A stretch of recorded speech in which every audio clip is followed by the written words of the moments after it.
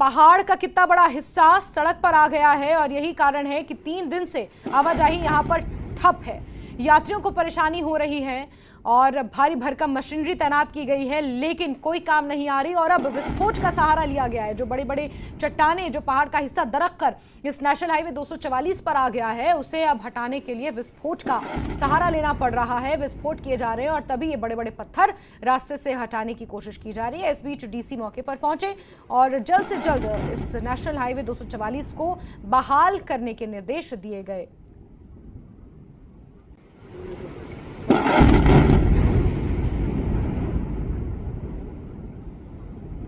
अधिकारी डीसी मौके पर पहुंचे थे और इसके अलावा आप देख रहे हैं कि किस तरह विस्फोट से रास्ते को क्लियर करने की कोशिश की जा रही है। 244 राष्ट्रीय राजमार्ग है जो जम्मू से श्रीनगर को जोड़ता है। एक लाइफलाइन मानी जाती है और इससे पहले रामबन के पास ये हाल हुए थे जब बारिश की वजह से पूरा का पूरा नेशनल हाईवे ठप था। और अब किश्तवाड़ के पास यहाँ पर पहाड़ का बड़ा हिस्सा दरक कर नेशनल हाईवे 244 पर आ गिरा है। विस्फोट का सहारा लेना पड़ रहा है इन बड़े बड़े पत्थरों को रास्ते से हटाने के लिए।